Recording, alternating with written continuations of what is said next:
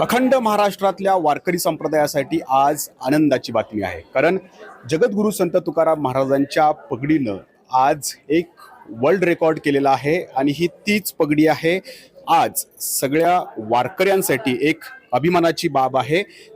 जगद्गुरू संत तुकाराम महाराजांच्या मंदिरात ही पगडी आता दर्शनासाठी सुद्धा खुली करण्यात आलेली आहे।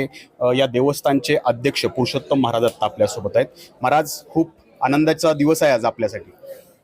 खरंच आमच्या दिवसाचा भाग्याचा आणि उदयाचा आनंदाचा सण आहे म्हणून म्हणतात आनंदडो ही आनंद तरंग आनंदाचे अंग।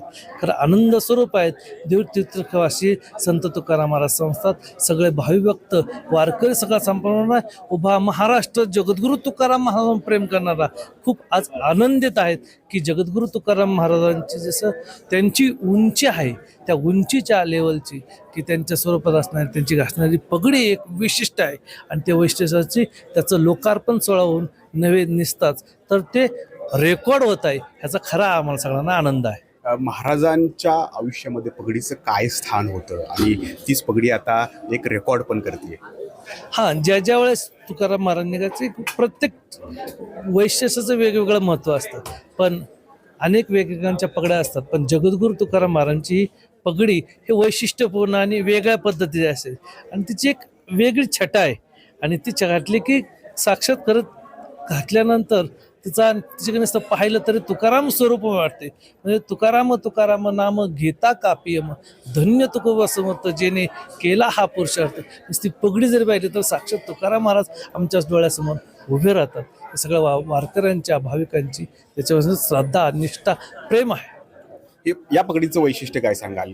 किती कापड यासाठी वापरण्यात आलेलं आहे, किती उंचीची किती फुटाची ही सगळी पगडी आहे? ही पूर्ण 30 फुटाची पगडी आहे आणि आतापर्यंत 20 फूट रेकॉर्ड झालं तर ते 22 फुटाचं पूर्ण करून 30 फुटाची पूर्ण पगडी आहे। मोठ्या प्रमाणात जे आधीचं रेकॉर्ड झालं त्या रेकॉर्डला ब्रेक करण्यासाठी ते मोठ्या प्रमाणात स्वरूप करण्यात आलं।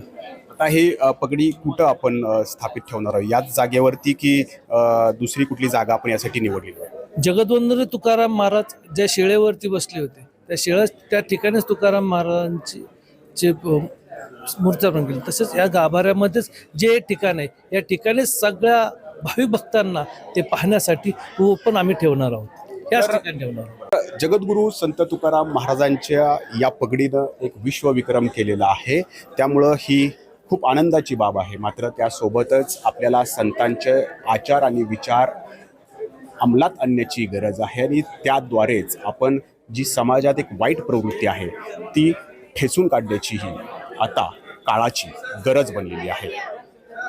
नाजिमुल्ला, एबीपी माझा, पिंपरी चिंचवड। एबीपी माझा, उघडा डोळे बघा नीट।